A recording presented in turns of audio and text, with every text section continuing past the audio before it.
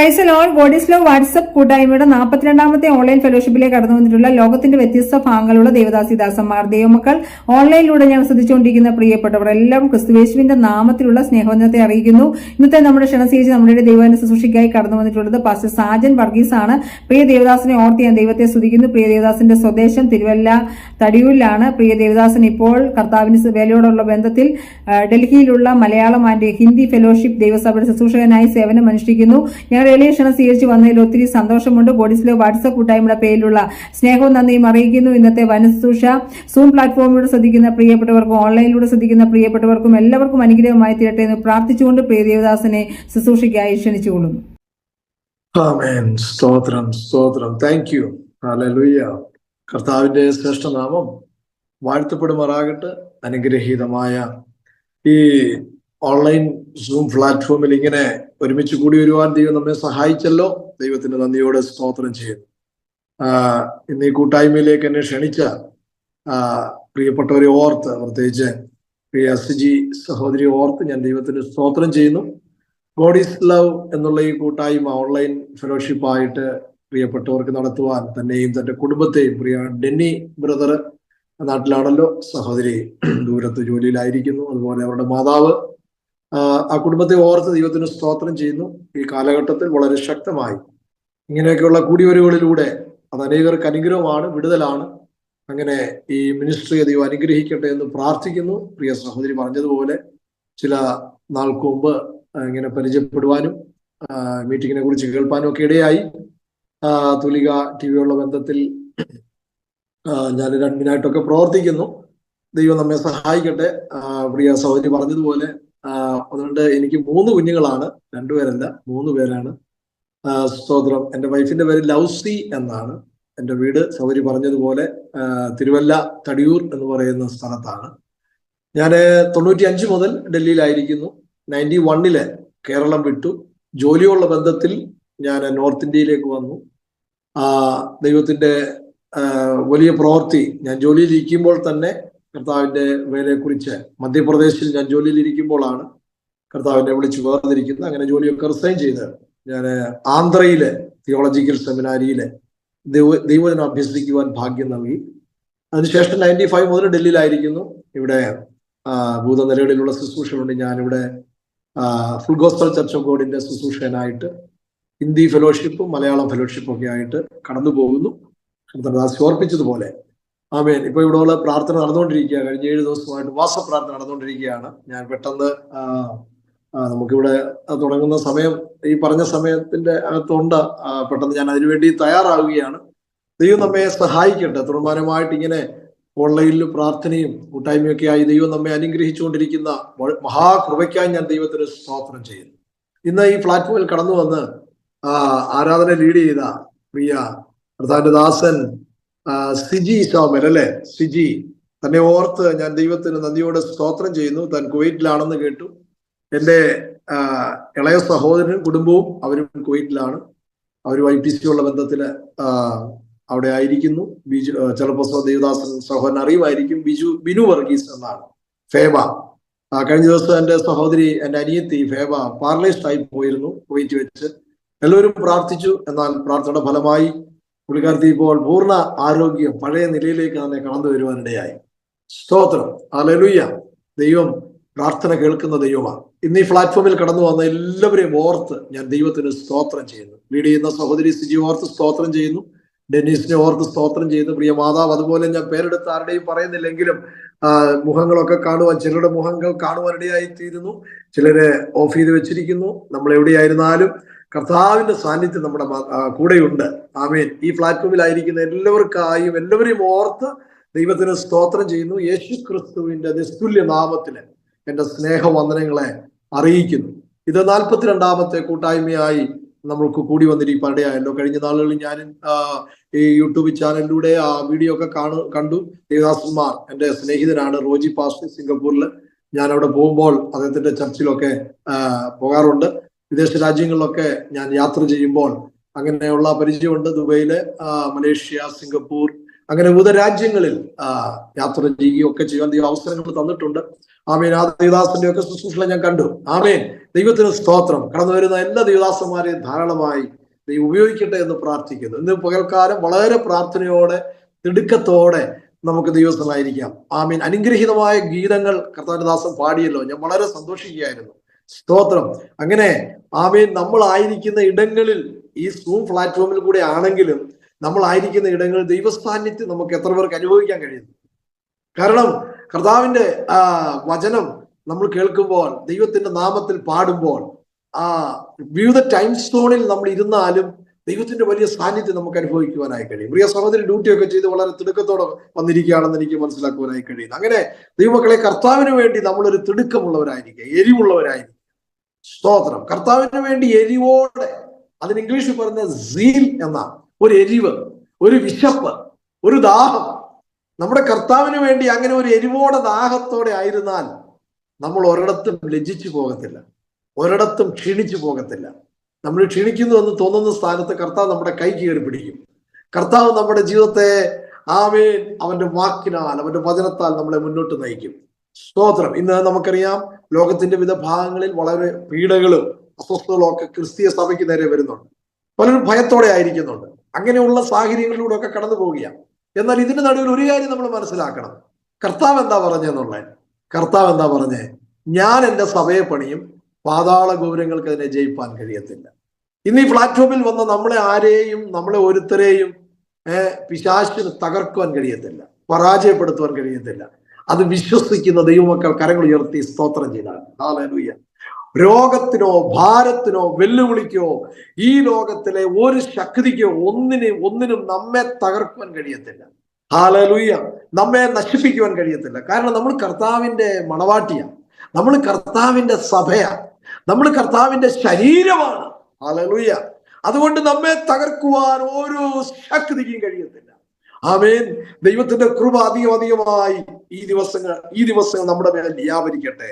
ആമേൻ. ദൈവമക്കളെ, പ്രാർത്ഥനയോടെ ദൈവസന്നിധിയിലാട്ട് പ്രാർത്ഥിക്കുമ്പോൾ തന്നെ ചില വിടുതലുകൾ, ആമേൻ ആമേൻ, ദൈവിക സാന്നിധ്യം അനുഭവിച്ച് മുന്നേറുന്ന അനുഭവമായി നമ്മുടെ ജീവിതം തീരട്ടെ. സ്തോത്രം. ഹല്ലേലൂയ. കർത്താവ് നമ്മോട് ഇടപെടുകയാണ്. തിരിച്ചറിയുക എന്ന് പറഞ്ഞാൽ ജസ്റ്റ് നമ്മള് ഇപ്പൊ എന്നെ പ്രിയ സഹോദരി സിജി സിസ്റ്റർ വിളിച്ചു, അല്ലെങ്കിൽ ഡെന്നീസ് ബ്രദർ വിളിച്ചു, പ്രിയ മാതാവ്, അല്ലെങ്കിൽ ഈ പ്ലാറ്റ്ഫോമിൽ ഇരിക്കുന്ന നിങ്ങൾ എന്നെ വിളിച്ചു. നമ്മൾ തമ്മിൽ അങ്ങനെ ഒരു അറിവുള്ളൂ, അല്ലെ? ഇങ്ങനെ കാണുകയും കേൾക്കുകയും ചെയ്തുകൊണ്ടാണ്. എന്നാൽ നമ്മുടെ ഹൃദയത്തിൽ എന്താണെന്ന് അങ്ങോട്ടും ഇങ്ങോട്ടും നമുക്കറിയില്ല. നമ്മുടെ ഹൃദയ നിലവാരങ്ങളെയും ഹൃദയത്തിനകത്തിരിക്കുന്ന എല്ലാം അറിയുന്ന ഒരു ദൈവമാണ് നമ്മുടെ ദൈവം. അപ്പൊ ആ ദൈവത്തെ അറിയേണ്ടതുപോലെ അറിഞ്ഞാൽ നമ്മൾ ലജ്ജിച്ചു പോവുകയില്ല. സ്തോത്രം. ദൈവമക്കളെ, ഈ അറിവിനെ കുറിച്ച് പറഞ്ഞാൽ അപ്പോസ്തലനായ പൗലോസിന്റെ ജീവിതത്തിൽ ഈ തിരിച്ചറിവ് ഭയങ്കരമായിരുന്നു. ഇതിനെ നമ്മൾ തിയോളജിക്കൽ ഭാഷയിൽ, ദൈവശാസ്ത്രപരമായി നമ്മൾ മനസ്സിലാക്കുമ്പോൾ ഇങ്ങനെ നമുക്ക് പറയാം: സ്പിരിച്വൽ സെൻസിബിൾ, ആത്മീയ ഉത്ബോധ്യം. ഹല്ലേലൂയ. ആത്മീയ ഉത്ബോധ്യമുള്ളവർ ഒരിക്കലും പരാജയപ്പെടത്തില്ല. ഒരു വാക്യം കൂടെ വായിച്ചിട്ട് നമുക്ക് മുന്നോട്ട് പോകാം. ഫിലിപ്പിയ ലേഖനം 3-ാം അധ്യായം, അതിന്റെ ഫിലിപ്പിയ ലേഖനം 3-ാം അധ്യായം, അതിന്റെ എത്രാമത്തെ വാക്യം? അതിന്റെ 9-ാമത്തെ വാക്യം. ഞാൻ ക്രിസ്തുവിനെ നേടേണ്ടതിനും ന്യായപ്രമാണത്തിൽ നിന്നുള്ള എന്റെ സ്വന്തം നീതിയല്ല, വിശ്വാസം മൂലം ദൈവം വിശ്വസിക്കുന്നവർക്ക് നൽകുന്ന നീതി തന്നെ ലഭിച്ച് അവനിലിരിക്കേണ്ടതിനും. അതിന്റെ മേളിൽ 8-ാമത്തെ വാക്യം, അത്രയുമല്ല എന്റെ കർത്താവായ യേശു ക്രിസ്തുവിനെ കുറിച്ചുള്ള പരിജ്ഞാനത്തിന്റെ ശ്രേഷ്ഠത ഞാൻ എപ്പോഴും എല്ലാം ഛേദമെന്നുള്ളത്. എന്താണെന്നറിയാമോ? യേശു ക്രിസ്തുവിനെ കുറിച്ചുള്ള പരിജ്ഞാനം, യേശു ക്രിസ്തുവിനെ കുറിച്ചുള്ള അറിവ്. അപ്പൊ ആ അറിവ്, അതിനെയാണ് ഞാൻ പറഞ്ഞ സ്പിരിച്വൽ സെൻസിബിൾ, ആത്മീയ ഉത്ബോധ്യം. ദൈവീയ കാര്യങ്ങളിൽ നമ്മുടെ കർത്താവിനെ കുറിച്ച്, അല്ലെങ്കിൽ ആത്മീയ മണ്ഡലത്തെ കുറിച്ച് ഇങ്ങനെ ഒരു ആത്മീയ ഉത്ബോധ്യത്തിൽ ജീവിക്കുന്ന, സ്പിരിച്വൽ സെൻസിബിൾ, അല്ലെങ്കിൽ ഒരു സുബോധത്തിൽ ജീവിക്കുന്ന ദൈവത്തിനെ നിന്നെ തകർക്കുവാൻ, അല്ലെങ്കിൽ നമ്മെ തകർക്കുവാൻ ഒരു അന്ധകാര ശക്തിക്കും കഴിയത്തില്ല. പ്രിയ സഹോദരി പറഞ്ഞ എന്റെ അനുഭവം കൂടെ പറയാം. സ്തോത്രം. ആമേൻ. ദൈവമക്കളെ, ഈ ആത്മീയ ഉത്ബോധ്യം എന്ന് പറയുന്നത് ഈ പൗലോസിന്റെ ജീവിതത്തിൽ ശക്തമായിട്ടുണ്ടായിരുന്നു. ഈ ഫിലിപ്പിയ ലേഖനത്തിന്റെ ബാക്ക്ഗ്രൗണ്ട് ഒക്കെ പഠിച്ചാലേ AD 61 കാലഘട്ടത്തില് റോമൻ കാരാഗ്രഹത്തിൽ കിടന്നാണ് ഇത് എഴുതുന്നത്. എവിടെ കിടന്ന? റോമൻ കാരാഗ്രഹത്തിൽ. കാരാഗ്രഹം എന്ന് പറഞ്ഞാൽ, ജയിലെന്ന് പറഞ്ഞാൽ എത്ര ഭയാനകമാണ്, എത്ര ബുദ്ധിമുട്ടുള്ള കാര്യമാണ്. യേശു ക്രിസ്തുവിനെ അറിഞ്ഞത് മൂലം, അവന്റെ സുവിശേഷ നിമിത്തം, ആത്മീയ ജീവിതം നിമിത്തമാണ് താന് ഈ കാരാഗ്രഹത്തിലായിരിക്കുന്നത്. അല്ലാതെ കൊല ചെയ്തിട്ടോ അല്ലെങ്കിൽ ആരെയും നശിപ്പിച്ചോ അങ്ങനെ പണ്ട് ചെയ്തു, നമുക്കറിയാം, ആ ഭാഗത്തേക്ക് പോകുന്നില്ല. എന്നാൽ ക്രിസ്തുവിനെ അറിഞ്ഞത് മുതൽ ഈ സത്യം ലോകത്തോട് വിളിച്ചറിയിച്ചതിന്റെ തിക്തഫലമായി തന്നെ ജയിലിൽ അടച്ചിരിക്കുകയാണ്. ആമേൻ. നമുക്കറിയാം, തന്റെ ഫിലിപ്പിയിൽ തന്റെ രണ്ടാമത്തെ മിഷണറി യാത്രയിലാണ് ഈ സഭ സ്ഥാപിക്കുന്നത്. ആ ഫിലിപ്പിയിൽ ഈ സഭ സ്ഥാപിക്കുമ്പോൾ അവിടെ ഒരു സഹോദരിയുടെ ത്രൂവിലാണ് ഈ സഭ സ്ഥാപിക്കപ്പെടുന്നത്. ലുദിയ എന്ന് പറയുന്ന ഒരു സഹോദരിയുടെ ത്രൂവില്. ഹല്ലേലൂയ. ദൈവ പൈതലെ, അങ്ങനെ ഫിലിപ്പിയ സഭ വളർന്നു വന്നു. ആമേൻ. താൻ കാരാഗ്രഹത്തിൽ കിടക്കുമ്പോൾ കാരാഗ്രഹ ലേഖനങ്ങളായി 4 ലേഖനങ്ങൾ എഴുതുന്നുണ്ട്. അതിലൊന്നാണ് ഈ ഫിലിപ്പിയ ലേഖനം. സ്തോത്രം. ഈ ഫിലിപ്പിയ ലേഖനം കാരാഗ്രഹത്തിൽ കിടന്ന് എഴുതുമ്പോൾ എന്തോ ഒരു പ്രത്യാശ നൽകുന്ന ഈ ലേഖനത്തെ, ഫിലിപ്പിയ ലേഖനത്തെ കുറിച്ച് പറയുന്നത് തന്നെ സന്തോഷത്തിന്റെ ലേഖനമെന്നാണ്. ആമേൻ. സന്തോഷത്തിന്റെ ലേഖനം. ആമേൻ. കർത്താവിൽ എപ്പോഴും സന്തോഷിക്കണം എന്നൊക്കെ പറയാം. ഇവിടെ ഈ കാരാഗ്രഹത്തിൽ കിടന്നുകൊണ്ട് സന്തോഷിക്കുവാൻ ഇടയാകുന്നതിന്റെ രഹസ്യം എന്താണെന്ന് അറിയാമോ? സുബോധം എന്ന് പറഞ്ഞാൽ യേശു ക്രിസ്തുവിനെ കുറിച്ചുള്ള ആ പരിജ്ഞാനത്തിന്റെ ശ്രേഷ്ഠതയുടെ ആഴം അവന്റെ ബുദ്ധിമണ്ഡലങ്ങളിൽ ഭയങ്കരമായി അത് ഗ്രഹിച്ചറിഞ്ഞുകൊണ്ട് ജീവിക്കുക. സ്തോത്രം. അതുകൊണ്ട് ഒരു കാരാഗ്രഹത്തിനും അവനെ തകർക്കുവാൻ കഴിയത്തില്ല. ആത്മീയ ഉത്ബോധ്യം അവന്റെ ജീവിതത്തിൽ ശക്തമാണ്. ഈ ആത്മീയ ഉത്ബോധ്യം എന്ന് ഞാനിങ്ങനെ പറയുമ്പോൾ, ഇങ്ങനെ മുന്നോട്ട് വരുമ്പോൾ നിങ്ങൾക്കത് പിടികിട്ടും. സ്തോത്രം. എന്താണെന്നുള്ളത്. ദൈവത്തിലെ നമ്മൾ രക്ഷിക്കപ്പെട്ടു, സ്നാനപ്പെട്ടു, വിശുദ്ധിയിലും വേർപാടിലും ജീവിക്കുന്ന ദൈവമക്കളാണ്. ഓരോ ദിവസത്തെ നമ്മുടെ ആത്മീയ ജീവിതത്തിന്റെ ഓട്ടത്തിൽ ക്രിസ്തുവിനെ കുറിച്ചുള്ള പരിജ്ഞാനം, എൻ്റെ കർത്താവിനോടുള്ള ആ സ്നേഹം, കർത്താവിന്റെ ഹിതം എൻ്റെ ജീവിതത്തിൽ എന്താണെന്ന് അത് രുചിച്ചറിഞ്ഞുകൊണ്ട്, ഗ്രഹിച്ചുകൊണ്ട്, സുബോധത്തിൽ വളരെ ശക്തിയോടുകൂടെ അങ്ങനെ ക്രിസ്തുവിന്റെ മനോഭാവത്തിലേക്ക് കയറി ജീവിക്കുന്ന ഒരു അനുഭവത്തെയാണ് ഈ ആത്മീയ ഉത്ബോധ്യം എന്ന് പറയുന്നത്. സ്തോത്രം. ഹല്ലേലൂയ. അങ്ങനെയെങ്കിൽ നമ്മുടെ ജീവിതത്തിൽ പരിഭ്രമം ഉണ്ടാകത്തില്ല, കംപ്ലൈന്റുകൾ ഉണ്ടാകത്തില്ല. ആമേൻ. നമ്മുടെ ജീവിതത്തിൽ പരിഭ്രമങ്ങൾ, പരാതികൾ നമ്മളെ ഇതിനൊന്നും പരാജയപ്പെടുത്തുവാൻ കഴിയത്തില്ല. പിശാചിന്റെ തന്ത്രങ്ങളെ തിരിച്ചറിയുവാനായി കഴിയും. ദൈവത്തിന്റെ പരിശുദ്ധാത്മാവ് നമ്മെ ആ ഒരു തലത്തിലേക്ക് നയിക്കണം. ഈ വാട്സപ്പ് കൂട്ടായ്മ, നമ്മുടെ ക്രിസ്തീയ ജീവിതം, ഈ ബൈബിൾ ധ്യാനം, വചനമൊക്കെ ആ ഒരു തലത്തിലേക്ക് നമ്മളെ നയിച്ചുകൊണ്ടിരിക്കുകയാ ദൈവവേദനെ. അതിനായിട്ട് നമുക്ക് ദൈവത്തിന് സ്തോത്രം ചെയ്യണം. ഹല്ലേലൂയ. ആമേൻ. യേശു ക്രിസ്തുവിന്റെ ആധിപത്യം അല്ലെങ്കിൽ അവന്റെ ഡൊമീനിയൻ എന്ന് പറഞ്ഞാൽ എന്തുവാ? ഓരോ വാക്യങ്ങളും എടുത്തിപ്പോൾ ഇങ്ങനെ സംസാരിച്ചു പോകാൻ നമ്മുടെ മുമ്പിൽ അധികം സമയമില്ല. യെശയ്യാവിന് ഈ വെളിപ്പാടുണ്ടായി. ആമേൻ. അവന്റെ ആധിപത്യത്തെ കുറിച്ച് എന്താണെന്നറിയോ? അവന്റെ ആധിപത്യം നിത്യമായതാണ്. ഹല്ലേലൂയ. അവന്റെ ആധിപത്യം, അവന്റെ ഡൊമീനിയൻ, അവന്റെ ഗവേണിംഗ്, അവന്റെ പവർ, അവന്റെ അധികാരം അത് നിത്യമായതാണ്. ഒരു മാസത്തേക്കല്ല നമുക്ക് തന്നിരിക്കുന്നത്. ആമേൻ. അത് നിത്യത. നമ്മുടെ ഭൂമിയിൽ ജനിച്ച സമയം മുതൽ നിത്യതയിലേക്ക് അവന്റെ ആധിപത്യം നമ്മോട് കൂടിയുണ്ട്. അതുകൊണ്ട് എന്നെ കേൾക്കുന്ന ദൈവത്തിലെ, നിന്നെ തകർക്കുവാൻ ഒരു അന്ധകാര ശക്തിക്കും കഴിയത്തില്ല എന്നുള്ളത് ഇന്ന് ഈ കൂട്ടായ്മയിലൂടെ ഈ വചനം കേൾക്കുന്ന പ്രിയപ്പെട്ടവര് അതൊന്ന് തിരിച്ചറിയുക. സ്തോത്രം. ഹല്ലേലൂയ. അപ്പൊ അവന്റെ ആധിപത്യം നിത്യമായതാണ്, അല്ലേ? നമുക്കൊരു ശിശു ജനിച്ചിരിക്കുന്നു, ആധിപത്യം അവന്റെ തോളിലിരിക്കും. കണ്ടോ യെശയ്യാവിന്റെ വെളിപ്പാട്. ഹല്ലേലൂയ. ഇങ്ങനെ പഴയ നിയമ ഭക്തന്മാർക്കും പുതിയ നിയമ ഭക്തന്മാർക്കും അവന്റെ ആധിപത്യത്തെ കുറിച്ച്, അവന്റെ ഡൊമിനിയനെ കുറിച്ച് ആ വെളിപ്പാട്, ആ ഇലൂമിനേഷൻ, ആ ഒരു പ്രകാശനം ലഭിച്ചു കഴിഞ്ഞപ്പോൾ അവര് കർത്താവിന് വേണ്ടി കഷ്ടം സഹിക്കാനും, അവര് കർത്താവിന് വേണ്ടി ശക്തിയോടെ മുന്നേറുവാനും അവരുടെ ജീവിതത്തെ സമർപ്പിച്ചുകൊണ്ട്. ഹല്ലേലൂയ. ഇങ്ങനെ ഒരു ആത്മീയ ഉത്ബോധത്തിലാണോ നമ്മുടെ ക്രിസ്ത്യ ജീവിതം? ഹല്ലേലൂയ. സ്തോത്രം. ദൈവമക്കളെ, ഈ അറിയുക, എണ്ണുക എന്നൊക്കെ പറയുന്നത് നമുക്കറിയാം. സ്തോത്രം. യേശുക്രിസ്തുവിനെ വ്യക്തിപരമായി അറിയുന്നതിലുപരിയായി യാതൊരു വിലയും ഉള്ള ഒന്നും ഈ ഭൂമിയിലില്ല. ഞാൻ പറയുന്നത് എത്ര പേർക്ക് മനസ്സിലാകുന്നുണ്ട്? യേശുക്രിസ്തുവിനെ ആമേൻ. വ്യക്തിപരമായി അറിയുന്നതിലുപരിയായി വിലയുള്ള യാതൊന്നും ഈ ഭൂമിയിലില്ല. സ്തോത്രം. മറ്റൊന്നിലും ഒരാൾക്ക് രക്ഷയും നിത്യജീവനും നൽകുവാൻ കഴിയില്ല. യേശു ക്രിസ്തുവിനെ നമ്മുടെ വ്യക്തിപരമായ രക്ഷകനായി അറിയുകയും അവന്റെ ആധിപത്യത്തെ കുറിച്ച് അറിയുകയും അത് സ്വീകരിക്കുകയും അതുപ്രകാരം നമ്മുടെ ജീവിതത്തെ നയിക്കുന്നതിലും ചെയ്യുന്നതിലൂടെ മാത്രമേ നമുക്കൊരു ദൈവീക വിടുതലുള്ളൂ. ഹല്ലേലൂയ, സ്തോത്രം. അപ്പൊ യേശു ക്രിസ്തുവിനെ അറിയുന്നതിൽ കവിഞ്ഞൊരു വിലയേറിയ കാര്യം ഈ ഭൂമിയിൽ നമ്മുടെ ജീവിതത്തിൽ ഇല്ല. സ്തോത്രം. ഇനി ഈ അറിവ് അല്ലെങ്കിൽ ഈ ഉത്ബോധ്യം പഴയ നിയമത്തിലെ ഒരു വ്യക്തിയുടെ ജീവിതത്തിൽ ശക്തമായിട്ട് ലഭിച്ചത് ഞാൻ നിങ്ങളുടെ മുമ്പിൽ പറയാൻ പോകും. ഉൽപ്പത്തി മുതൽ ഉൽപ്പത്തി 1-ാം അധ്യായം മുതൽ 6-ാം അധ്യായം വരെ പഠിക്കുമ്പോൾ ജീനിയോളജിയെ കുറിച്ച് ഇങ്ങനെ പഠിച്ചു വരിക, ജനറേഷനെ കുറിച്ച് പഠിച്ചു വരിക. ആദാമും ഹൗവയും പാപം ചെയ്തു കഴിഞ്ഞപ്പോൾ അവരുടെ മാനസികാവസ്ഥ എന്തായിരുന്നു? അവർ പുറത്തു വന്നല്ലോ, അവരെ പുറത്തു കൊണ്ടുവന്നു. അപ്പൊ അവര് തമ്മിൽ സംസാരിക്കുക, ദൈവമേ ആ ഏദന്റെ അനുഭവം നഷ്ടപ്പെട്ടു, അതൊക്കെ നമുക്കറിയാം. അപ്പൊ അവര് പ്രാർത്ഥിച്ചു, അവർക്കൊരു കുഞ്ഞിനെ ലഭിച്ചു. അവന്റെ പേര് കയീൻ എന്ന് പേരിട്ടു. ഈ കയീൻ ജനിച്ചു കഴിഞ്ഞപ്പോൾ നമുക്കറിയാം കാര്യങ്ങളൊക്കെ വളർന്നു വരുന്നതനുസരിച്ച് ഞാൻ എൻ്റെ ഭാഷയിൽ എൻ്റെ ഭാവനയിൽ ഇങ്ങനെ പറയും. അവർ കുടുംബ പ്രാർത്ഥനയ്ക്കൊക്കെ ഇരിക്കുന്നുണ്ട്. ഓരോ ദിവസവും പറയുന്നുണ്ട്, നമുക്ക് ഈ തെറ്റ് പറ്റിയല്ലോ, നമ്മൾ ഡിസൊബീഡിയൻസ് ചെയ്തല്ലോ. അപ്പൊ അങ്ങനെ കയീൻ ജനിച്ചു. അതിനുശേഷം ഹാബേല് ജനിച്ചു.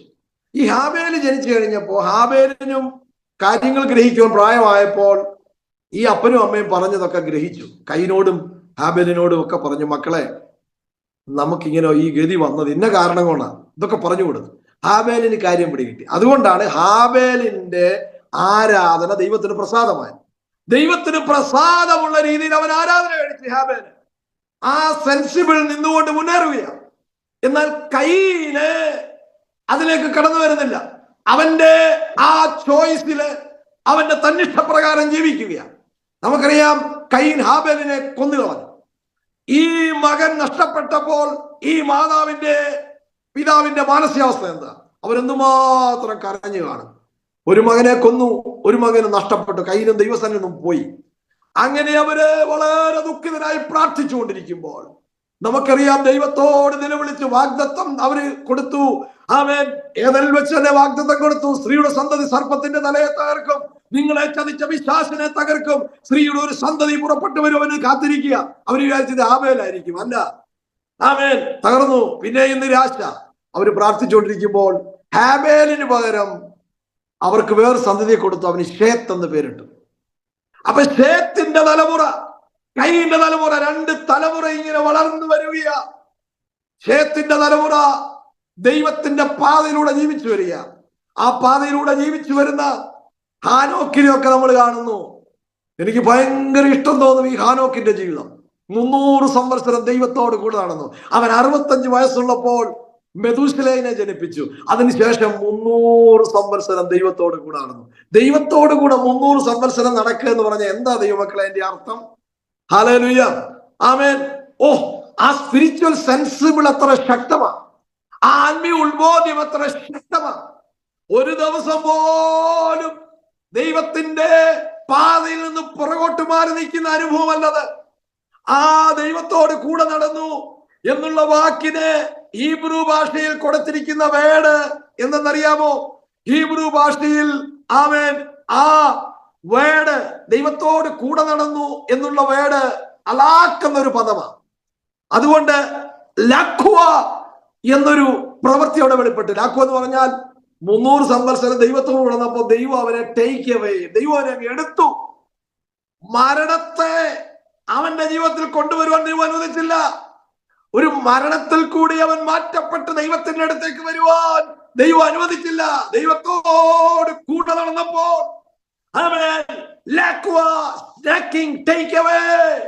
ദൈവമക്കളെ നമ്മുടെ ജീവിതത്തിൽ സംഭവിക്കാൻ പോവാ. നമ്മൾ ഇന്ന് ക്രിസ്തുവിൽ മരിക്കുന്ന മൃതന്മാർ ഭാഗ്യവാന്മാർ. അവര് മരണത്തിന്റെ ആ കല്ലറകളെ പൊട്ടിച്ചുകൊണ്ട് കാഹളത്തിന്റെ ശബ്ദം കേൾക്കുമ്പോൾ സ്വർഗത്തിലേക്ക് എടുക്കപ്പെടും. യേശുവിന്റെ വരവ് ഇന്ന് സംഭവിച്ചാൽ നമ്മളും ഈ ശരീരം വിട്ട് സ്വർഗത്തിലേക്ക് നമ്മൾ എടുക്കപ്പെടും. അതുകൊണ്ട് യേശുവിനോട് കൂടെ നടക്കുന്നതിൽ നമുക്കൊരു കുറവ് സംഭവിക്കരുത്. യേശുവിനോടുകൂടെ നടക്കുന്നതിൽ നമുക്കൊരു ക്ഷീണം സംഭവിക്കരുത്. ഹല്ലേലൂയ. അപ്പൊ അങ്ങനെ ഈ ശേത്തിന്റെ തലമുറയിൽപ്പെട്ട ഈ ഹാനോക്ക് പിന്നെ ഇങ്ങോട്ട് വരുമ്പോ നമുക്കറിയാം നോഹയുടെ ആ ടൈം വരെ. അപ്പൊ ഞാൻ ചോദിക്കട്ടെ, ആദം, കയീനും ശേത്തും അങ്ങനെ പോയി, കയീനും ഹാബേലും പോയി. ഇപ്പൊ ആദം, ശേത്ത്, ഈ തലമുറ ഇങ്ങനെ നമ്മൾ നോക്കി വരുമ്പോ നോഹ എത്രാം തലമുറക്കാരനാണെന്നറിയാമോ? നോഹ 10ാം തലമുറക്കാരൻ. എല്ലാവരും ശ്രദ്ധിച്ച് കേൾക്കണമേ. ഈ സ്പിരിച്വൽ സെൻസിബിൾ എന്താണെന്ന് ഇപ്പോൾ നിങ്ങൾക്ക് പിടികിട്ടും. നോഹ 10ാം തലമുറക്കാരൻ. 10ാം തലമുറക്കാരനായിരിക്കുന്ന നോഹയുടെ കാലഘട്ടമായപ്പോൾ ഒരു സെൻസസ് പഠിപ്പിക്കുന്നത്, ഒരു റിസർച്ചിൽ പറയുന്നത് ഭൂമിയിൽ 10 ലക്ഷം പേരുണ്ടെന്നാണ്. നിങ്ങൾ ശ്രദ്ധിച്ച് കേൾക്കണം. എത്ര പേരുണ്ട്? 10 ലക്ഷം പേര്. ചിലർ പറയുന്നത് 10 കോടി ഉണ്ടെന്നാണ്. ഇപ്പൊ ഇന്ത്യയിൽ 140 കോടിയോളം ജനങ്ങളുണ്ട്. ഓൾ ഓവർ ദ വേൾഡില് 800 ബില്യൺസ് ആൾക്കാരുണ്ട്, അല്ലേ? സ്തോത്രം. അപ്പൊ അന്നത്തെ സെൻസസ് എടുക്കുമ്പോൾ ഈ നോഹയുടെ കാലഘട്ടമായപ്പോൾ ഈ 10ാം തലമുറ വരെ ഈ കയ്യിന്റെ തലമുറയിൽ നിന്നും ഈ നോഹയുടെ തലമുറയിൽ നിന്നും ഒക്കെ ഈ സെൻസസ് എടുത്ത് നോക്കുമ്പോൾ ഇത്രയും വലിയൊരു ജനക്കൂട്ടം ഭൂമിയിലുണ്ട്. ഹല്ലേലൂയ. ദൈവമക്കളെ, ഇത്രയും ജനക്കൂട്ടം ഉള്ള ഈ ജനസംഖ്യയോട് ആമേൻ ദൈവം പിതാക്കന്മാരിലൂടെ മാറി മാറി പറഞ്ഞുകൊണ്ടിരിക്കുക, മെസ്സേജ് കൊടുത്തുകൊണ്ടിരിക്കുക, നിങ്ങൾ എന്റെ വഴിയിലൂടെ ജീവിക്കണം. ഹാനോക്ക് അത് വെളിപ്പെടുത്തി ജീവിച്ചു. മെതുശലേക്ക് അത് വെളിപ്പെടുത്തി ജീവിച്ചു. ലാമേക്ക് അത് വെളിപ്പെടുത്തി ജീവിച്ചു. തന്റെ ലാമേക്കിന്റെ മകനായ ഹാനോക്കിന്റെ കൊച്ചുമകനായ നോഹിയും അതിൽ ജീവിക്കുകയാ. അപ്പൊ അവരവരുടെ സൊസൈറ്റിയിലേക്ക്, അവരുടെ ബന്ധുമിത്രാദികളോട്, സഹോദരങ്ങളോട് ഒക്കെ പറയുക, അയ്യോ, ദൈവത്തിന്റെ ഹിതപ്രകാരം ജീവിക്കണം, ദൈവത്തെ അനുസരിച്ച് ജീവിക്കണം എന്നവര് മെസ്സേജ് കൊടുത്തുകൊണ്ടിരിക്കുക. പക്ഷെ ഒരുത്തരും അനുസരിക്കുന്നില്ല. ദൈവം നോക്കിയപ്പോൾ 6ാം അധ്യായത്തിലേക്ക് വരുമ്പോൾ ദൈവം മനുഷ്യനെ ഉണ്ടാക്കൊണ്ട് എന്ത് ചെയ്തെന്ന? അനുതപിച്ചു. അവന്റെ ഹൃദയത്തിന് ദുഃഖമായി. എന്നെ നിങ്ങളെ ഉണ്ടാക്കിയത് കൊണ്ട് നമ്മുടെ ദൈവത്തിന് ദുഃഖമോ? ആമേൻ. തന്റെ സ്വരൂപത്തിലും സാദൃശ്യത്തിലും സൃഷ്ടിക്കപ്പെട്ട മനുഷ്യനെ ഉണ്ടാക്കിക്കൊണ്ട് അവന് ദുഃഖമായി. എന്തുകൊണ്ടാ? എന്റെ വചനം കേൾക്കുന്നില്ല, അനുസരിക്കുന്നില്ല, വിശുദ്ധിയിൽ നടക്കുന്നില്ല. ആമേൻ. അവർക്ക് ബോധിച്ചതുപോലെ അവർ നടക്കുകയാ. ഒരു ഡിസിപ്ലിൻ ഇല്ല. ആമേൻ. ഭാര്യ ഭർത്താവിനെ അനുസരിക്കത്തില്ല, ഭർത്താവ് ഭാര്യയ്ക്ക് സ്നേഹം കൊടുക്കുകയില്ല. എല്ലാം ഒരു ഡിസോർഡർ. ഹല്ലേലൂയ. ആമേൻ. ഭർത്താവും ഭാര്യയും തമ്മിൽ, കുടുംബവും കുഞ്ഞുങ്ങളും തമ്മിൽ, പാസ്റ്ററും വിശ്വാസികളും തമ്മിൽ, അങ്ങനെ എല്ലാ മേഖലയിലും ദൈവം വെച്ചിരിക്കുന്ന ഓർഡറിനല്ല. ഇന്ന് പകൽക്കാലം ഈ പ്ലാറ്റ്ഫോമിൽ കിടന്ന എന്റെ ദൈവമക്കളോട് പറയട്ടെ, നമ്മുടെ ജീവിതം ദൈവവചനത്തിന്റെ ഡിസിപ്ലിൻ അണ്ടറിലല്ലെങ്കിൽ നമുക്ക് ദൈവത്തിൽ നിന്നൊന്നും പ്രാപിക്കുവാൻ കഴിയത്തില്ല. അത് മാത്രമല്ല, പെട്ടകത്തിൽ കയറുവാനും സാധിക്കത്തില്ല. ദൈവവചനം പഠിക്കുമ്പോൾ പത്രോസിന്റെ ലേഖനത്തിൽ ഭർത്താവ് എങ്ങനെയായിരിക്കണം, ഭാര്യ എങ്ങനെയായിരിക്കണം, കുഞ്ഞുങ്ങൾ എങ്ങനെയായിരിക്കണം, ഇതൊക്കെ വ്യക്തമായ വചനം കൊടുത്തിട്ടുണ്ട്. ഈ വചനത്തിന് വിരുദ്ധമായിട്ട് ദൈവം എന്നോട് ഇങ്ങനെ പറഞ്ഞു, അങ്ങനെ പറഞ്ഞു എന്നൊക്കെ പറഞ്ഞ് നമ്മുടെ ജീവിതത്തെ ഈ ഭൂമിയിൽ നമ്മുടെ ബുദ്ധിയുടെ പ്രമാണത്തിനനുസരിച്ച് നയിച്ചാൽ പെട്ടകത്തിനകത്ത് കയറുകയില്ല. ഞാൻ പറയുന്നത് എത്ര പേർക്ക് മനസ്സിലാകുന്നു? ഈ ഗോഡ് ഈസ് വാട്സ്ആപ്പ് കൂട്ടായ്മയ്ക്കായി ഞാൻ ദൈവത്തിന് സ്തോത്രം ചെയ്യുന്നു. ആമേൻ. കുടുംബമായി, കുഞ്ഞുങ്ങളായിട്ടൊക്കെ ഒരുമിച്ച് ദൈവത്തെ സ്തുതിക്കുവാൻ, ദൈവത്തിന്റെ വേല ചെയ്യുവാൻ ദൈവം നിങ്ങളെ ഒരുക്കുന്ന എല്ലാ കൃപയ്ക്കായി ഞാൻ സ്തോത്രം ചെയ്യുകയാണ്. എന്നെ കേൾക്കുന്ന ദൈവത്തിലെ നേരോടെ നടക്കുന്നവർക്ക് ഒരു നന്മയ്ക്ക് മുടക്കം വരുത്തത്തില്ല. ഹല്ലേലൂയ. ആമേൻ. അപ്പൊ ഈ 10 ലക്ഷം ജനങ്ങൾ തോന്നിയതുപോലെ ജീവിക്കുമ്പോൾ, ബോധിച്ചതുപോലെ ജീവിക്കുമ്പോൾ, ആമേൻ, ഇവിടെ ഇതാ ഹാനോക്കിന്റെ കൊച്ചുമകനായിരിക്കുന്ന നോഹ, അവന്റെ മേൽ ദൈവത്തിന്റെ കൃപ വന്നു. അവൻ ദൈവം സകല ജനത്തെയും, ഈ 10 ലക്ഷം ജനത്തെയും നശിപ്പിക്കുവാൻ ദൈവം പദ്ധതി ഇടുമ്പോൾ, എന്റെ വചനം കേൾക്കുവാൻ, എന്റെ വചനം അനുസരിക്കുവാൻ ആരുണ്ടോ എന്ന് നോക്കുമ്പോൾ, ആമേൻ, ആമേൻ, നോഹയ്ക്ക് ദൈവത്തിന്റെ കൃപ ലഭിക്കുകയാ. ഇന്ന് ബില്യൺ ജനങ്ങൾ ഈ ഭൂമിയിലുണ്ട്. നമ്മുടെ അപ്പൻ സ്വർഗത്തിൽ നമ്മളെ നോക്കുമ്പോൾ അവന്റെ പ്രമാണപ്രകാരം ജീവിക്കുവാൻ, അവന്റെ വചനപ്രകാരം ജീവിക്കുവാനുള്ള ഒരാത്മീയ ഉത്ബോധത്തിലാണോ ഞാനും നിങ്ങളും ജീവിക്കുന്നത്? അങ്ങനെയെങ്കിൽ ഒരു ശക്തിക്ക് നമ്മളെ തൊടുവാൻ കഴിയത്തില്ല. ഞാൻ ഇവിടെ നിന്ന് ഇത് ഊന്ന് കൈമാറട്ടെ. ആമേൻ. ദൈവത്തിന്റെ വചനം ഹല്ലേലൂയ എന്തെന്ന് അതുപോലെ ഗ്രഹിക്കുവാൻ കഴിഞ്ഞതാണ് ഈ ആത്മീയ ഉത്ബോധം എന്ന് പറയുന്നത്. എന്നറിയാമോ? ദൈവം പറഞ്ഞു, നോഹേ, എന്റെ കൃപ ഞാന് ഈ തലമുറയിൽ, ഇത്രയും ലക്ഷങ്ങൾ ഉള്ള ഈ തലമുറയിൽ നിന്നെ ഞാൻ നീതിമാനായി കണ്ടിരിക്കുകയാണ്. നീ ഒരു പെട്ടകം പണിയണം. ആമേൻ. ഈ പെട്ടകം പണിയണമെന്ന് നീ വെളിപ്പാട് കൊടുത്തപ്പോ അപ്പച്ചനോടൊക്കെ ചെന്ന് പറഞ്ഞു. അവര് പറഞ്ഞു, മോനെ നമുക്ക് ഒരുമിച്ച് പണിയാം. സ്തോത്രം. പണി ആരംഭിച്ചു. ആമീൻ. ഗോഫർ മരം കൊണ്ട്, നിങ്ങൾ നോർത്ത് നോക്കി, ഇന്നത്തെ പോലെ ഇന്റർനെറ്റോ ബൈബിൾ ഇന്റർപ്രറ്റ് ചെയ്യുന്ന ഒന്നുമില്ല. ആമീൻ. ഗോഫർ മരം, അതിന്റെ അളവ്, നീളം, വീതി എല്ലാം പിടികിട്ടി. സ്തോത്രം. ഒരു വ്യത്യാസമില്ല. വട്ടമരം കൊണ്ടും ആഞ്ഞിലി മരം കൊണ്ടും ഒന്നും അല്ല, തേക്ക് മരം കൊണ്ടും ഒന്നും അല്ല, ഗോഫർ മരം തന്നെ. ഇത്രയും മരങ്ങൾ നിൽക്കുന്ന ഈ വനാന്തരത്തിൽ ആ മരം തിരിച്ചറിയുവാൻ, അതിന്റെ അളവും എല്ലാം തിരിച്ചറിയുവാൻ, നമുക്കറിയാം അമേരിക്കയിലെ കെണ്ടക്കി എന്ന് പറയുന്ന സ്ഥലത്ത് ആമേൻ ഈ പെട്ടകം അതുപോലെ മാതൃകകൾ ഉണ്ടാക്കി വെച്ചിട്ടുണ്ട്. ഇന്ന് ലോകത്തിൽ കാണുന്ന സകല ആഡംബര ആമേൻ കപ്പലുകൾ എല്ലാം ഇതിന് ശേഷം വന്നതാണ്. ദൈവത്തിലെ നിങ്ങൾ നോക്കിക്കേ, ആ ദൈവം പറഞ്ഞ അതുപോലെ മനസ്സിലാക്കി, അതുപോലെ ഭൂമിയോട് വിളിച്ചു പറയുന്ന ഒരു ഭക്തൻ ഏകദേശം 120 വർഷത്തോളം പ്രസംഗിച്ചു എന്നാണ്. ദൈവവൈതല് ഈ 120 വർഷത്തോളം പ്രസംഗിക്കുക. എന്താ പറയുന്നത്? മാനസാന്തരപ്പെട്. എന്താ പറയുന്നത്? വ്യഭിചാരം വിട്. എന്താ പറയുന്നത്? അനുസരണക്കേട് വിട്. എന്താ പറയുന്നത്? വിഗ്രഹാരാധന വിട്. എന്താ പറയുന്നത്? വിശ്വസിയിൽ ജീവിക്ക്. നമ്മുടെ കർത്താവ് വേഗം വരാൻ പോകുന്നു. ഒരു ജലപ്രളയം വരാൻ പോകുന്നു. ഒരു ഭയങ്കര ന്യായവിധി വരാൻ പോകുന്നു. നമ്മളെ രക്ഷിക്കുന്ന ദൈവത്തിന്റെ സ്നേഹത്തിലേക്ക് വാ എന്ന 120 സംവത്സരം പ്രസംഗിച്ചു നടന്നു. ആമേൻ. സ്തോത്രം. ഈ പ്രസംഗം അതിന് കേട്ടവരെല്ലാം പറഞ്ഞു, ഈ ദേഹത്തിന് വട്ടുപിടിച്ചതാ, ഈ ദേഹത്തിന് എന്തോ മാനസിക അവിഭ്രാന്തിയ അല്ല, അതാണ് സ്പിരിച്വൽ സെൻസിബിൾ, അതാണ് ആത്മീയ ഉത്ബോധ്യം, അതാണ് തിരിച്ചറിയുന്നത്, അതാണ് ദൈവത്തിന്റെ ശ്രേഷ്ഠതയെ കുറിച്ചുള്ള പരിജ്ഞാനം, അതാണ് യേശു പറഞ്ഞ വാക്കിനകത്ത് അവൻ വിശ്വസിച്ച് നിന്നുകൊണ്ട് പണി ആരംഭിക്കുന്നത്. ഹല്ലേലൂയ. കണ്ടോ? സ്തോത്രം. അവൻ പണി ആരംഭിച്ചു. ഈ 10ാം തലമുറക്കാരായിരിക്കുന്ന നോഹ പെട്ടകം പണിതു. അവനും അവന്റെ കുടുംബം. അതിനു മുമ്പ് മെഥൂശലേക്ക് മരിച്ചു, ലാമേക്ക് മരിച്ചു. 777 വയസ്സിൽ ലാമേക്ക് മരിച്ചു. ലോകത്തിൽ ഏറ്റവും കൂടുതൽ ആയുസ്സിൽ ജീവിച്ചിരുന്ന ആരാന്നറിയാമോ? മെഥൂശലെ.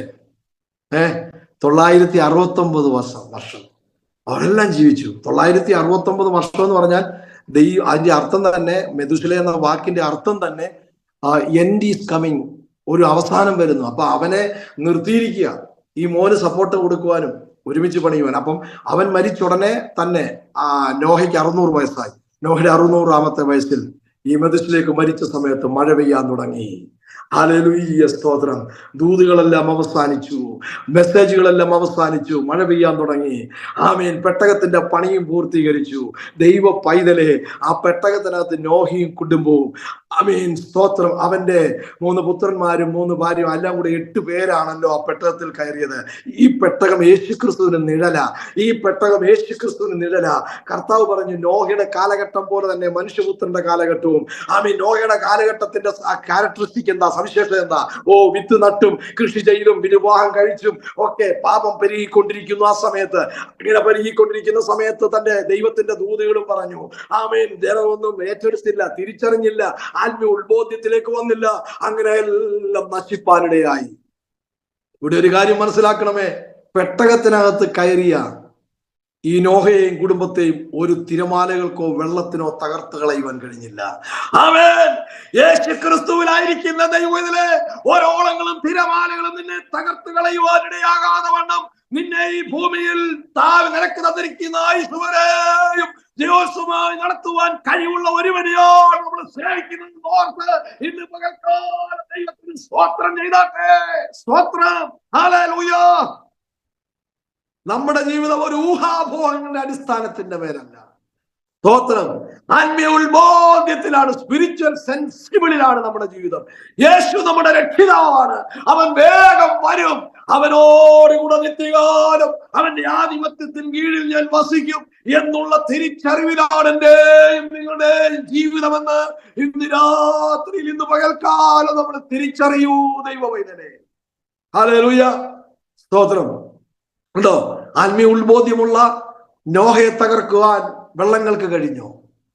തിരമാലകൾക്ക് കഴിഞ്ഞോ? ഏതെങ്കിലും പർവ്വതങ്ങൾക്ക് കഴിഞ്ഞോ? ആ പെട്ടകം പോയി ഒരു പർവ്വതത്തിൽ പിടിച്ചു. നമുക്കറിയാം, ഞാനിവിടെ നിന്ന് പോയി ഇങ്ങനെ ചിന്തിക്കുക, ടൈറ്റാനിക് എന്ന് പറയുന്ന കപ്പലെ, ആ ക്യാപ്റ്റൻ പറഞ്ഞു ഇതൊന്നും തകരത്തില്ലെന്ന് പറഞ്ഞു. പക്ഷെ ഒരു മഞ്ഞുകട്ട ഉരുണ്ടു വന്ന് അതിനെ തട്ടിയപ്പോൾ തകർന്ന് തരിപ്പണമായി പോയി. അറ്റ്ലാന്റിക് സമുദ്രത്തിന്റെ ആഴത്തിൽ അതിന്റെ അവശിഷ്ടങ്ങൾ കിടപ്പുണ്ടെന്ന് ശാസ്ത്രകാരന്മാർ കണ്ടുപിടിച്ചു. ദൈവമക്കളെ, ആമേൻ, തിരമാലകളും ഓളങ്ങളും ഒന്നും നോഹയുടെ പെട്ടകത്തെ തകർത്തില്ല. ദൈവം നിന്നെ നയിച്ചാൽ, ദൈവം നിന്നെ മുന്നോട്ട് കൊണ്ടുപോയാൽ ഒരു ഗവൺമെന്റിനോ ഒരു അന്ധകാര ശക്തിക്കോ നിന്നെ തകർക്കുവാൻ കഴിയത്തില്ല. നിന്റെ വിസ സംബന്ധമായ വിഷയമായിക്കൊള്ളട്ടെ, നിന്റെ ജോലി സംബന്ധമായ വിഷയമായിക്കൊള്ളട്ടെ, ആമേൻ, നിന്റെ മുമ്പോട്ടുള്ള എന്ത് കാര്യങ്ങളായിക്കൊള്ളട്ടെ, ആമേൻ, ദൈവമാണ് നിന്റെ ആമേൻ കൺട്രോൾ എങ്കിൽ, ദൈവത്തിന്റെ പെട്ടകത്തിനകത്താണെങ്കിൽ, അവന്റെ ഉപദേശത്തിനകത്താണെങ്കിൽ, അവനാണ് നിന്റെ എല്ലാം എന്നുള്ള തിരിച്ചറിവിന്റെ ബോധ്യത്തിൽ ജീവിക്കുന്നു എങ്കിൽ, അവൻ നിന്നെ തകർക്കുവാൻ ഈ ലോകത്തിന്റെ ഒരു സെറ്റപ്പിനും കഴിയത്തില്ലെന്ന് ഇന്ന് പകൽക്കാലം ഈ കൂട്ടായ്മയിലേക്ക് ഞാൻ ഈ ദൂത് കൈമാറുകയാണ്. അതുകൊണ്ട് ദൈവസന്നിധിയിൽ നമുക്ക് ഇങ്ങനെ പ്രാർത്ഥിക്കാം. ദൈവമേ, എന്റെ ബുദ്ധിമണ്ഡലത്തിലേക്ക് നിന്നെ അറിയേണ്ടതുപോലെ അറിയുവാൻ ആമേൻ ഇന്ന് രാത്രി പകൽക്കാലം എന്റെ ഹൃദയങ്ങളെ പ്രകാശിപ്പിക്കണമേ. Praise God, hallelujah. ഞാനിങ്ങനെ പറയാറുണ്ട്, ഈ ദൈവത്തെ അനുസരിച്ചത് കൊണ്ട് ദൈവം എന്താ ചെയ്തേ? ഭൂമിക്ക് ഒരു ആധാരം ഉണ്ടെങ്കിൽ, നമുക്കറിയാം 10 സെന്റ് വസ്തുവിന്റെ ആധാരം നമുക്ക് കിട്ടാൻ എന്ത് പാടല്ലേ. എന്റെ അമ്മായിപ്പം പറഞ്ഞു, വൈഫിന് വീതം കൊടുത്തപ്പം എന്റെ അമ്മായിപ്പം പറഞ്ഞു, എടാ അത് നിന്റെ പേരിലോട്ട് എഴുതി വെച്ചോളാൻ പറഞ്ഞു. ഞാൻ പറഞ്ഞു, എന്റെ അപ്പച്ച എനിക്കതൊന്നും വേണ്ട. അപ്പച്ചനെ എന്തോന്ന് വെച്ചങ്ങ് ചെയ്തു, എടാ നിന്റെ പേര് എഴുത്. അപ്പൊ രജിസ്റ്റർ ഓഫീസിൽ ചെന്നപ്പം ഞങ്ങൾ തമ്മിൽ ഇങ്ങനെ സംസാരമാണ്. അപ്പൊ ഞാൻ രജിസ്റ്റർ ഓഫീസിലോടെ പറയാം, എന്റെ പേരിലൊന്നും അതൊന്നും എഴുതി തരണ്ടെന്ന് പറഞ്ഞു. ഉടനെ രജിസ്റ്റർ ഓഫീസ് പറയാം, ഇവിടെ മരുമക്കൾ വന്ന് ഭയങ്കര ബഹളമാണല്ലോ ഞങ്ങളുടെ പേരിലോട്ട് ആക്കാൻ, നിങ്ങൾ ഇതൊക്കെ ഇങ്ങനെ. ഞാൻ പറഞ്ഞ എന്റെ പേരും വെക്കണ്ട, എന്നെ ഒന്നും വെക്കണ്ട, അത് ഭാര്യക്കെങ്കിൽ അത് അവർക്ക്. അപ്പൊ ഞാൻ പറഞ്ഞതിന്റെ കാര്യം, ദൈവമക്കളെ, ദൈവമാണ് നമ്മുടെ എല്ലാം. സ്തോത്രം, ആമേൻ. ഭൂമിക്ക് ഒരു ആധാരമുണ്ടെങ്കിൽ അത് നോഹയുടെ കയ്യിൽ കൊടുത്തു. സ്തോത്രം, ആമേൻ. എവിടെ പോയി എന്തും ചെയ്യാം. ഞാൻ അത്രയും പറഞ്ഞോണ്ട ഭാഗം അങ്ങ് വിടുകയാ. സ്തോത്രം, അവൻ എന്തും ചെയ്യാം. നീ കൃഷി ചെയ്യോ, നീ കൊട്ടാരം പണിയോ, അവൻ എന്നാൽ വ്യവസ്ഥയിൽ നിന്ന് മാറരുത്. അവൻ വ്യവസ്ഥയിൽ നിന്ന് മാറിയപ്പോൾ ചിലത് സംഭവിച്ചു, അത് വേറൊരു വിഷയമാണ്. അവൻ വ്യവസ്ഥ പ്രകാരം നിന്നപ്പോൾ അവനെ അനുഗ്രഹിച്ചു. ദൈവ പൈതലേ, ഭൂമിയുടെ ആധാരം അവന്റെ കയ്യിൽ കൊടുക്കുകയാ. പിന്നെ നമ്മളെല്ലാം വന്നത് അവന്റെ തലമുറയിലൂടെയാ, നമുക്കറിയാം. സ്തോത്രം, ഹല്ലേലൂയ. അവന് 3 മക്കളെ കൊടുത്തു. ആ 3 മക്കളുടെ ജീനിയോളജി പഠിക്കുമ്പോൾ ആരിൽ കൂടിയാ നമ്മൾ വന്ന് നമുക്ക് മനസ്സിലാക്കുവാനായി കഴിയും. ഹല്ലേലൂയ. ദൈവത്തെ അനുസരിച്ച്, ഇതാണ് ആത്മീയ ഉത്ബോധ്യം എന്ന് പറയുന്നത്. ഇനി ഒത്തിരിയുണ്ട് ആത്മീയ ഉത്ബോധ്യത്തെ കുറിച്ച്. പഴയ നിയമത്തിൽ ഞാൻ വേറൊരു ഭക്തന്റെ അനുഭവം കൂടെ പറയാം. ദാനിയേൽ, ചന്ദ്രക്ക് മേശ കവയന്തരകോ, തീച്ചൂളയുടെ ശക്തി 7 മടങ്ങ് വർദ്ധിപ്പിച്ചു. എന്നിട്ട് എന്താ പറയുന്നത്? ഞങ്ങളുടെ ദൈവം ഞങ്ങളെ വിടുവിച്ചാലും ഇല്ലെങ്കിലും നീ കൊണ്ടുവന്ന ആലോചന പ്രകാരം ഞാൻ മുന്നേറുകയില്ല. സ്തോത്രം. നമുക്കറിയാം, തീച്ചൂളയ്ക്കകത്തേക്ക് എറിയപ്പെട്ടു. 4-മനായിട്ട് ഒരുവൻ വന്ന് അവരോട് കൂടെ നടക്കുകയാണ്. അവരുടെ കെട്ടുകളെ അഴിച്ചു കളഞ്ഞു. ദൈവ പൈതലെ, ഇതാണ് ആത്മീയ ഉത്ബോധ്യം, ഇതാണ് തിരിച്ചറിവെന്ന് പറയുന്നത്. സ്തോത്രം. ദാനിയേലിന്റെ ജീവിതത്തെ നോക്ക്. ആമേൻ. രേഖ തനിക്കെതിരായി എഴുതി. സ്തോത്രം. ഭയപ്പെട്ടില്ല. നാം മുമ്പേ ചെയ്തു വരുന്നത് പോലെ യെരൂശലേമിന്റെ നേരെയുള്ള കിളിവാതിലെ തുറന്നിട്ടുകൊണ്ട് അവൻ പ്രാർത്ഥനയിൽ മുന്നേറുകയാണ്. അങ്ങനെ പ്രാർത്ഥിച്ചുകൊണ്ടിരിക്കുമ്പോൾ ആ നിയമസംഹിത വന്നവനെ അറസ്റ്റ് ചെയ്ത് സിംഹത്തിന്റെ കൂട്ടിലേക്ക് കൊണ്ടുപോകാൻ പോകുമ്പോൾ രാജാവിന് ഉറക്കം കൊടുത്തില്ല. സ്തോത്രം. രാജാവിന് ഉറക്കം കൊടുത്തില്ല. ദൈവ പൈതലെ, രാജാവിന് ഉറക്കം കൊടുത്തില്ല.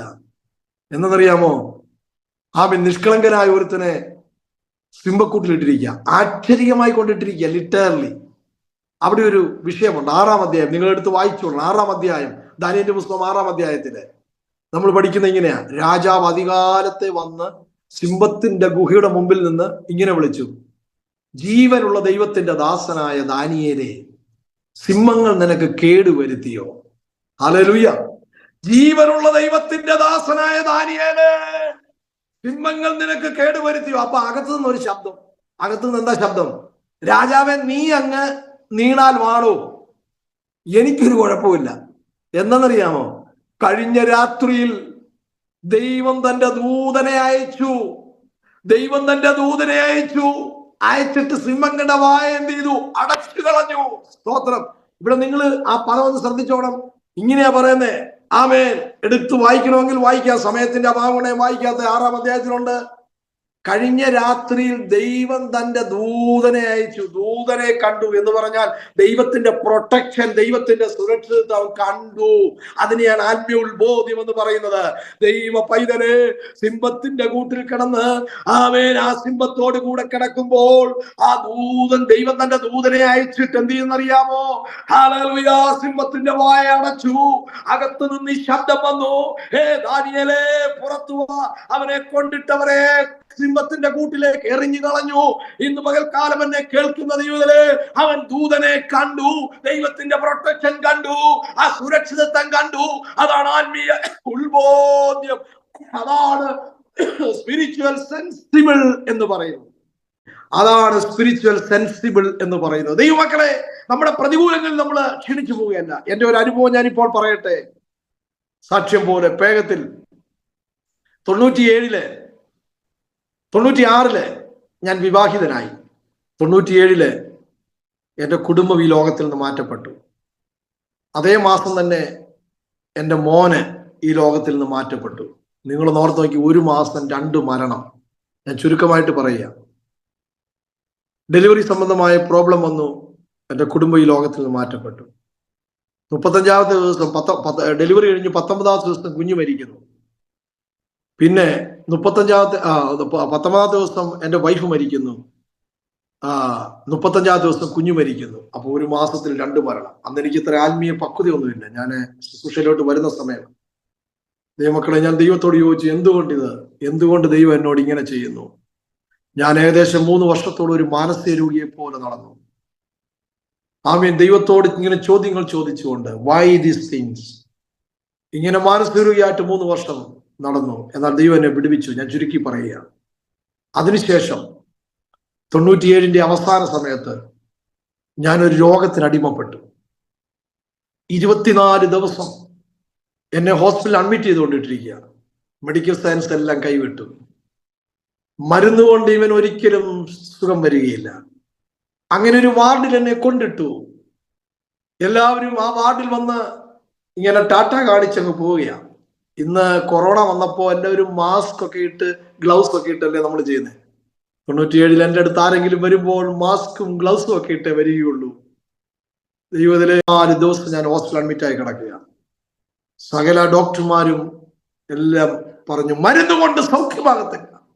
എന്തു ചെയ്യും? ഡോക്ടർമാരും കൈവിട്ടു, എല്ലാവരും കൈവിട്ടു. ഞാൻ ആ ഹോസ്പിറ്റലിൽ കിടക്കുമ്പോൾ എൻ്റെ മാനസികാവസ്ഥ എന്താണെന്ന് നിങ്ങൾ ചിന്തിച്ചു നോക്കിയേ.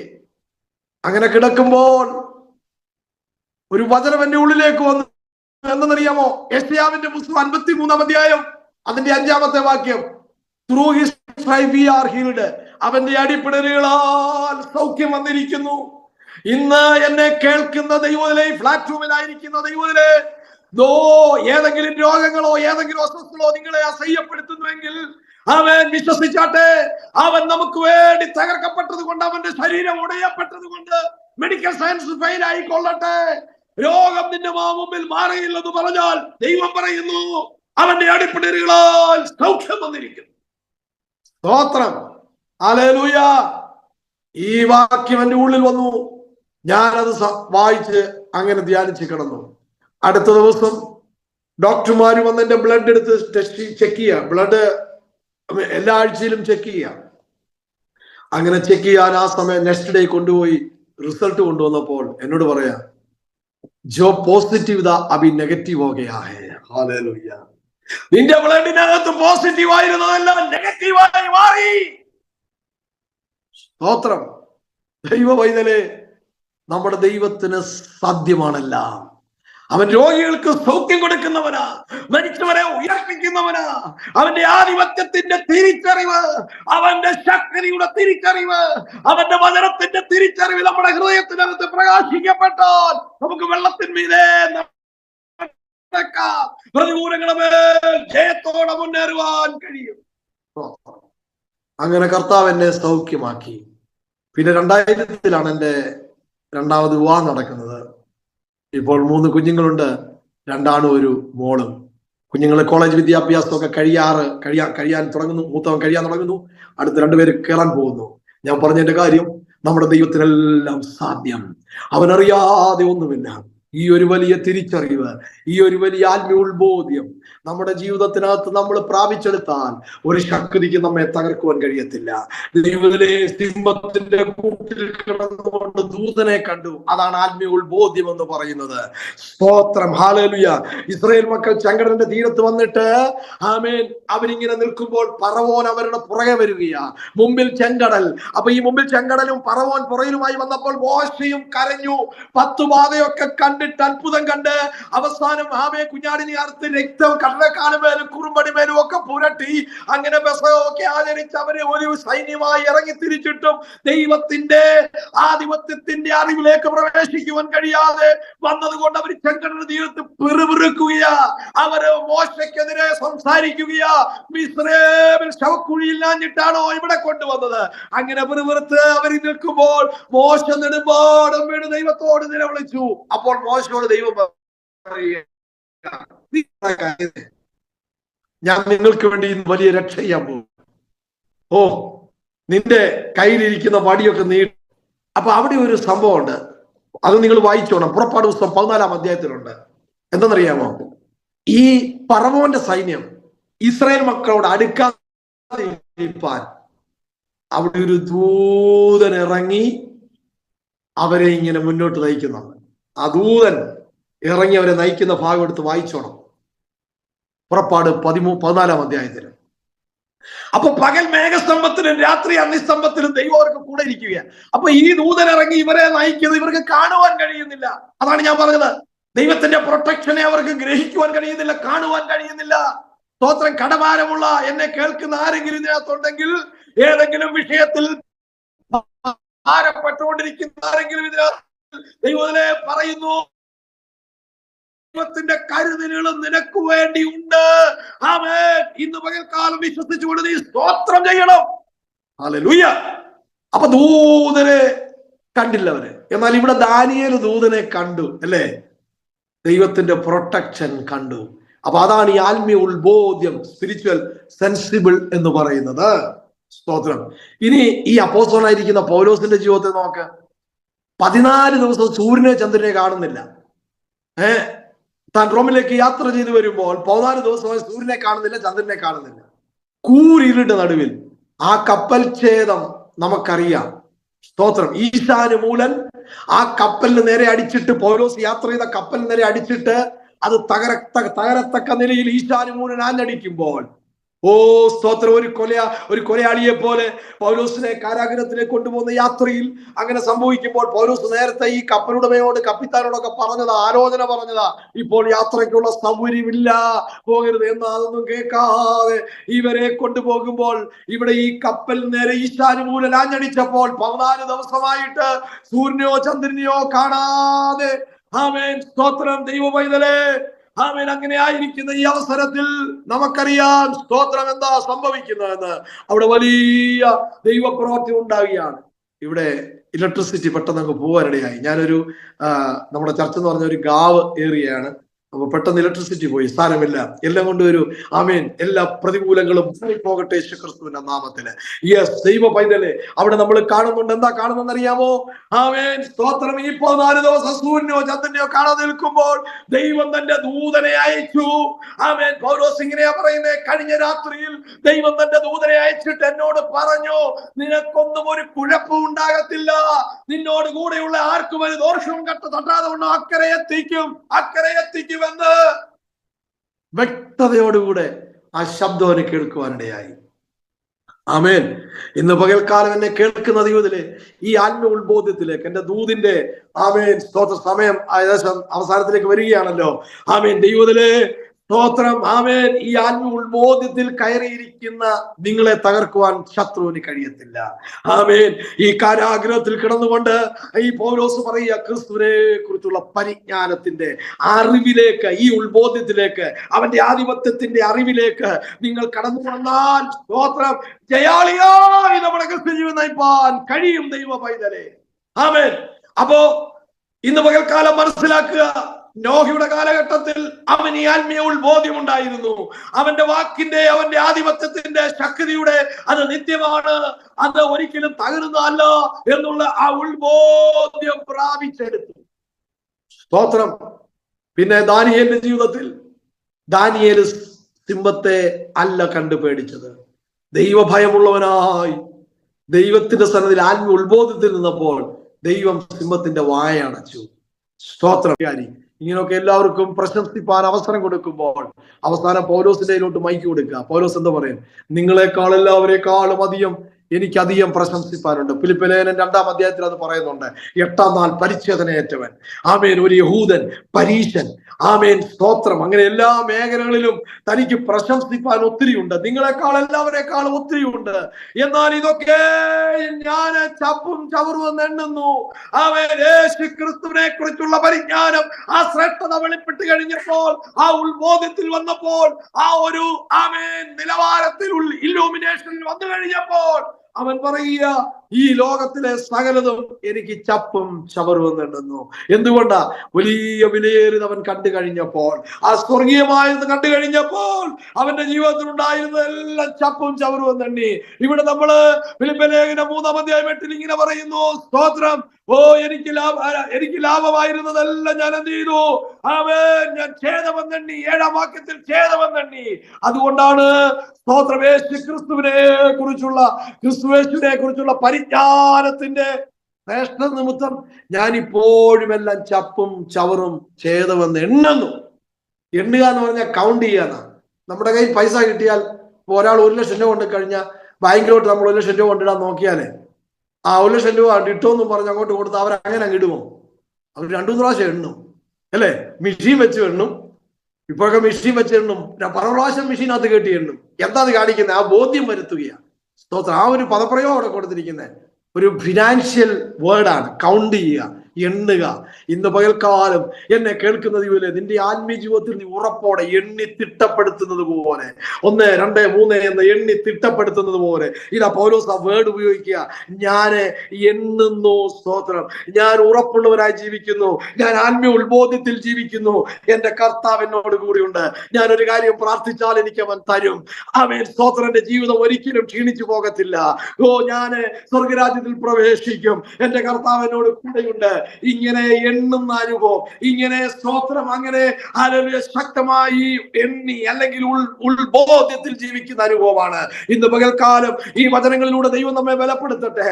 യേശു ക്രിസ്തുവിന്റെ ആധിപത്യം അത് നിത്യമായതാണ്. ഇനി യേശു ക്രിസ്തുവിന്റെ ആധിപത്യത്തിൽ നമ്മൾ ഉത്ബോധത്തിൽ വരേണ്ട ഒരു വിഷയമുണ്ട്. എന്തെന്നറിയാമോ?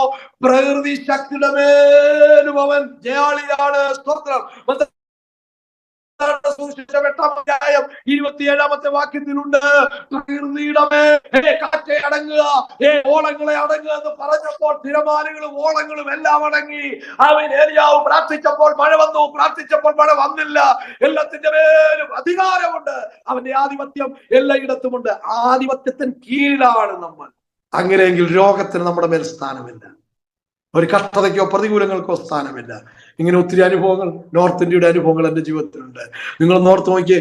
ആമീൻ. ദാസുരുടെ മരണം, കുഞ്ഞിന്റെ മരണം, എന്റെ രോഗവിഷയം, അതുപോലെ അനേക പല വിഷയങ്ങളുണ്ട്. എല്ലാം പറയുവാൻ ഇപ്പോൾ സമയമില്ല. ആമീൻ. ദൈവമക്കളെ, ആമീൻ. ഇതിന്റെയൊക്കെ നടുവിൽ ഈ വചനം നമ്മളെ ഉറപ്പിച്ചു.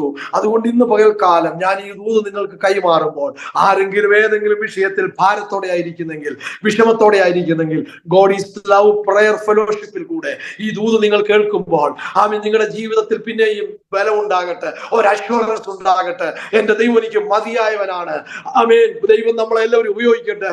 സ്ഥിതി സൗകര്യതയും ഉപയോഗിക്കട്ടെ. തന്റെ കുടുംബത്തെ, ഡെന്നിസിനെ ഉപയോഗിക്കട്ടെ. മാതാവിനെ, ഇതിൽ കടന്നു വന്ന നിങ്ങളെ എല്ലാവരെയും ദൈവം ശക്തമായിട്ട് ഉപയോഗിക്കട്ടെ. എന്റെ വാക്കുകളെ ഇത്രത്തോളം ക്ഷമയോടെ കേട്ടിരുന്ന എല്ലാവർക്കും നന്ദി പറയുന്നു. ഒരു നിമിഷം ഞാൻ നിങ്ങൾക്ക് വേണ്ടി പ്രാർത്ഥിക്കാൻ പോകുന്നു.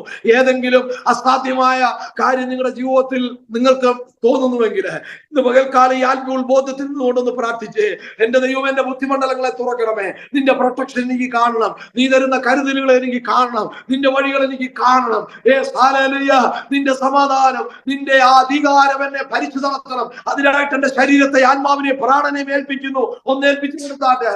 ഇനിയും തേജസ്സോടെ ദൈവമേ നിന്റെ ശുശ്രൂഷ എനിക്ക് ചെയ്യണം. അധികമായി നിന്റെ നാമത്തിന് വേണ്ടി പ്രയോജനപ്പെടണം എന്ന് പറഞ്ഞ് ദൈവകരങ്ങളിലേക്ക് ഒന്ന് ഏൽപ്പിച്ചു കൊടുത്തേ.